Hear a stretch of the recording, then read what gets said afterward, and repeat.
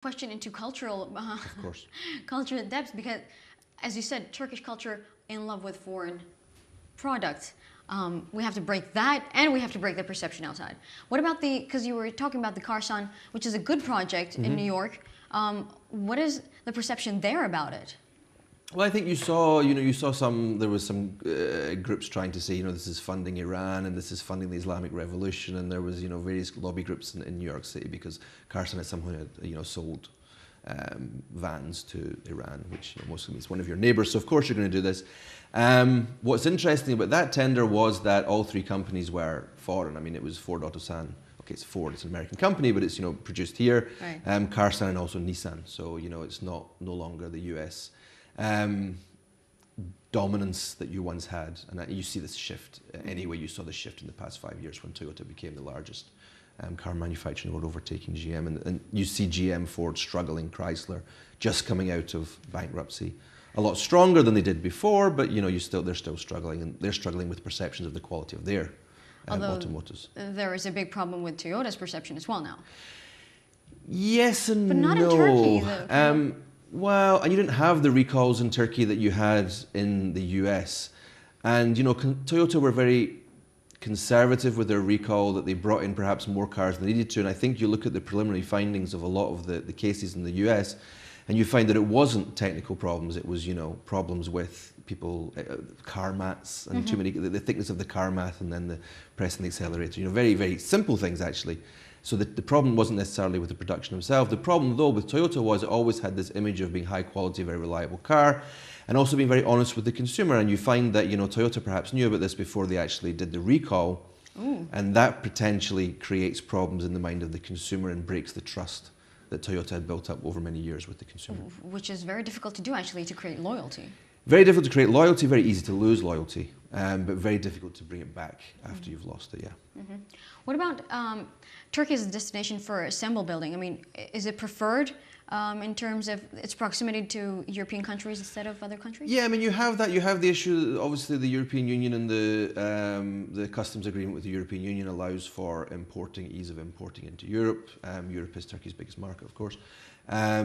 So yes, you have the low cost. It's still relatively low cost compared to sort of Eastern European countries. And also you have a highly trained pool of engineers. So you have a highly trained workforce combined with the low cost alternative.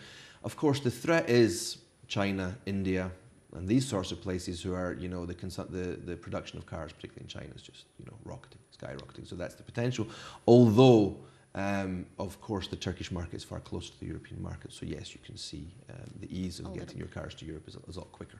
So we have a little bit of an advantage. A little bit of an advantage, but again, the problem with the sort of assembly issues and the problem with, the issue with Vestel that I talked about before is, if you're just looking for cost as an advantage, or somebody will come out who can do it cheaper than you can. Exactly. It's not just about the competitiveness of cost. You have to add value as well. I mean, there has to be a component where you're adding value. Turkey does have a large pool of engineers that are very, very highly skilled, so they actually add value in that regard. And you also have a fairly well-established sector here, which has been, going for best part of 50 to 60 years. So you combine all these factors together, and yes, it's an advantageous destination for foreign car makers. Well, when we add all of these things that you said about the perception, R&D, not likely, but maybe, what do you see for the future of this industry in Turkey? That's a good question. I mean, as I said, it's rebounded well from the recession. We see strong domestic sales. One thing to add here as well, I mean, domestically you have political stability generally. You've had a single party in power since 2002. It looks likely they will continue the next election, with a very strong majority. So there's that stability that you don't get from the coalition government you have before. You're likely seeing more purchasing power in the domestic market. As I said, you only have 100 cars per 1,000 households. So you have a huge, or 1,000 people rather, so you have a huge, 75% of households do not have access to an automobile.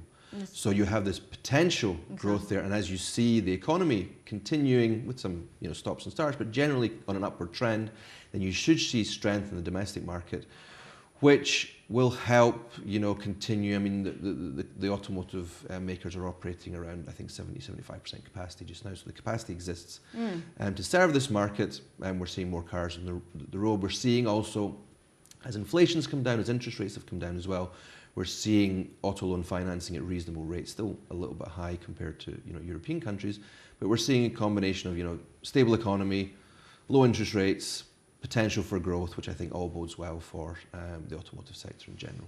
So it seems like the ratio between the amount of people who have a car is kind of going to increase in Turkey. I would think so. I would think so, which is not great if you live in Istanbul like we do, where the traffic's already horrific. Exactly.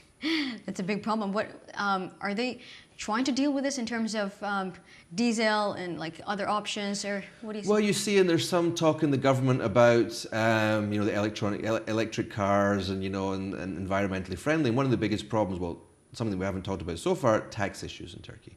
So you see, not just on gasoline, you see huge taxes on gasoline, the most expensive gasoline in Europe, apart from perhaps the UK. They kind of swap positions at the top, Turkey and the UK.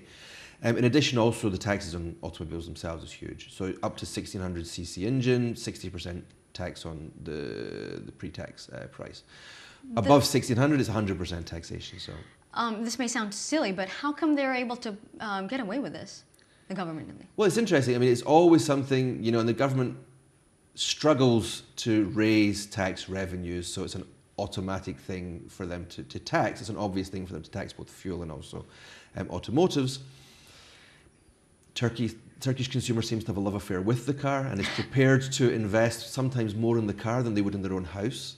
Yes. It's an incredible sort of, it seems paradoxical in many ways, but you have this love of a car, this love of, driving, this love of perhaps showing off that I'm in a nice Mercedes or a nice, expensive car, and they're prepared to put their families into debt to do this. And if you have fairly reasonable financing rates, then, the consumer seems to be prepared to go into debt to actually buy the car. That's very interesting. It seems when we talk about the automotive industry, we get to a very strong perception on the Turkish culture. Sure. Especially about the way we would like to be seen, perceived. Of course. Well, thank you very much for joining us My today. pleasure. And that brings us to the end of our show today. I'm Michal Bardavit. Stay tuned on 6 News.